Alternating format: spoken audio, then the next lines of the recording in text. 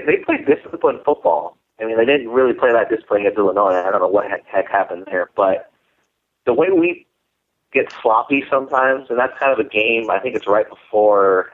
What's the schedule here? All right. Right after. Wait, say that again. Oh, I was going to say that game is, let's see, Minnesota. It's right after Wisconsin, so we might be riding high from that way. It's kind of a trap game, really. We got that rivalry game with Iowa at the end. It's just stuck right in the middle. That game kind of concerns me with the way their style of play, running between the tackles, very fundamentally sound all around. That game scares me in terms of potential upset. Looking at now on to college basketball. Nebraska has been, in several polls, several magazines, picked second in the Big Ten, as high as 11th in the country. Some places, expectations, are they too high for this Nebraska team right now? I think if we're expecting us to do what we did at the end of the last season, when we made that run to the tournament, the Big Ten is a very, very difficult conference. And even if you do have the talent, the other teams that have talent, they reload as well. So I like our experience compared to a lot of teams, pretty much everybody else except Wisconsin in the league. But I don't think a Tim Miles coach team minds those expectations. I think they have the exact same expectations. They know that the season ended on a terrible note for them. So I think with him leading the program, I don't think it's a concern at all. I just think fans need to be a little cautionary when they're putting their expectations on the team. We're not going to be a team that's just, in the top five all of a sudden, beating everybody left and right. It took a lot of work and it took a lot of things to go our way at the end of the year to make that run. But I don't think these guys are scared of those expectations at all. Wouldn't it be nice to have a guy like a Mike Giselle from Iowa, where Doc Sadler might have squandered an opportunity to recruit him? It would have been nice to have a point guard like that, to go along with Pettaway and Shields. And,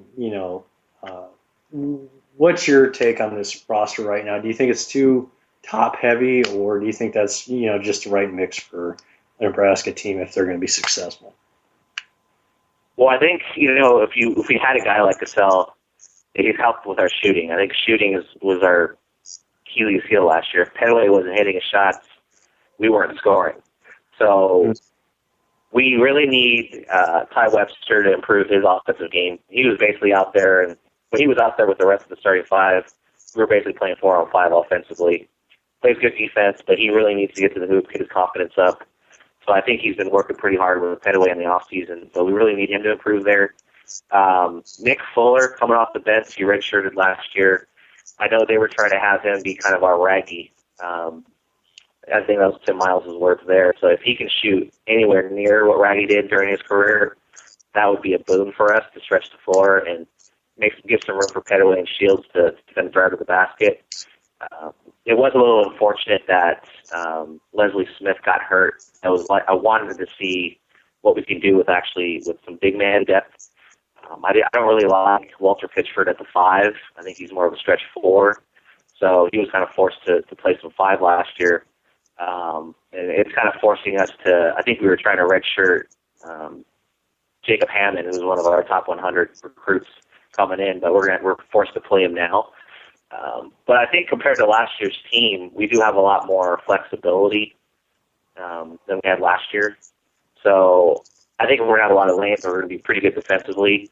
If Fuller can shoot, we're there. If Ty Webster even makes any improvement, we're going to be pretty formidable defensively. The scouts are really salivating over Pettaway right now for the NBA. So if he lives up to the hype, I think we're going to be okay. But again, the Big Ten is no slouch. Ohio State may have lost a lot of players, but they replaced them with all McDonald's All-American. So, but I like our chances to make a run in the league.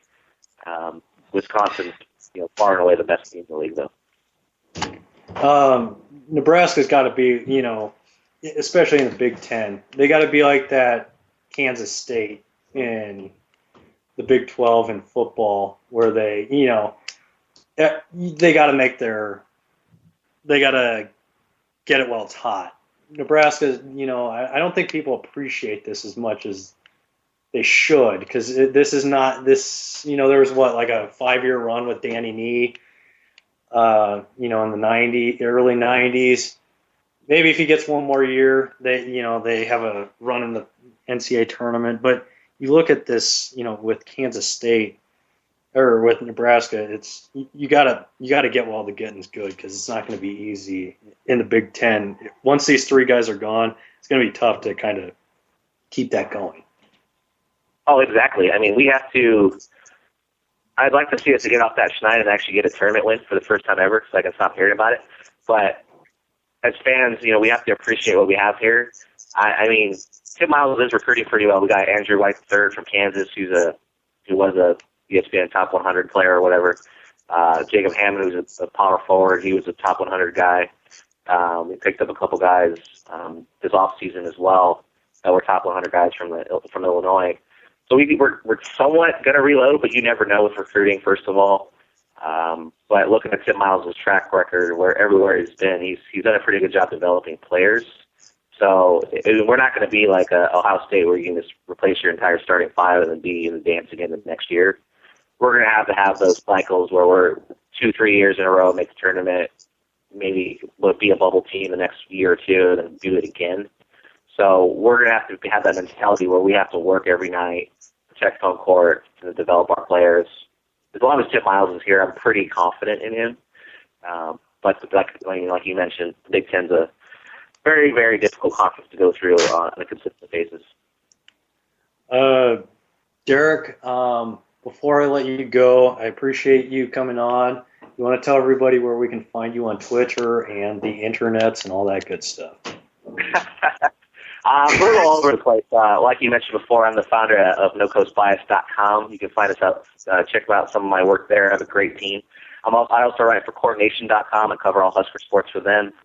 On Twitter, I'm at Midwest Marauder, and that's a Z on Midwest. I couldn't get the Midwest with the correct spelling. Somebody already fixed that. And you can also check out Facebook.com /NoCoastBias. All right, awesome, Derek. Well, I appreciate you coming on. Always a good time. And, yeah, we'll talk again soon. I'm sure obviously once Nebraska plays Creighton, if our whoever wins the bet is going to have to buy a prime rib dinner at DJ's Dugout, a crappy bar here in Nebraska. So, actually it's not crappy, but it's a crappy prime rib. That's more accurate. That's kind of our style, though, Bob. So that's true. Well with you. Yeah, we don't want to get too prideful on what we're eating. All right. Well, we will be right back here on LateNightSportsRadio.com. If you want to call in after the break, it'll be 585-633-7487. You're listening to the Bob Sullivan Show on LateNightSportsRadio.com.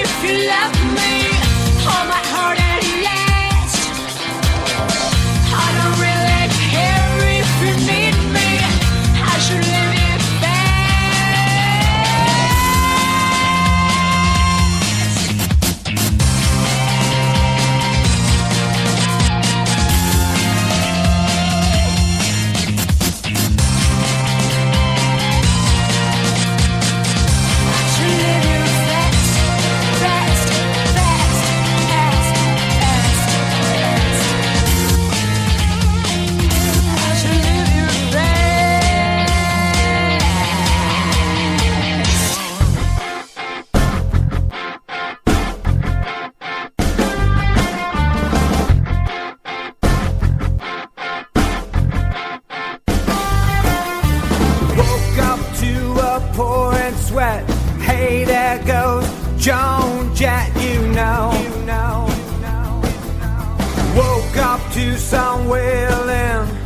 Was Van Halen on my radio. Parachute pants, skinny ties, Michael J. Fox, family ties. 1984. Radio, radio, radio, radio.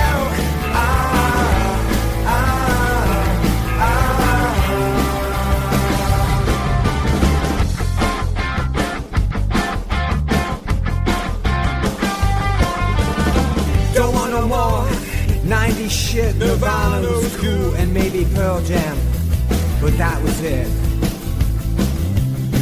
Give me Springsteen, rock and roll, Cheap Trick, not Oingo Boingo.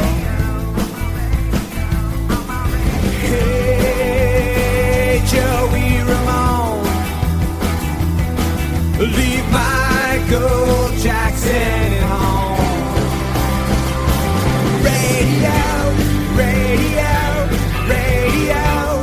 Radio,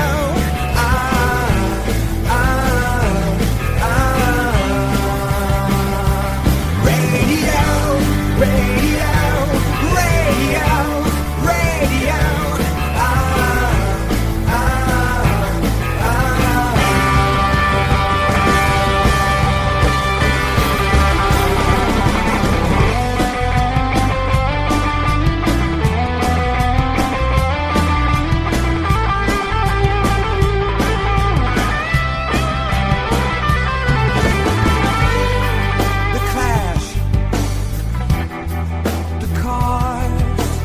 One-hit wonders, they all stars. Billy Joe.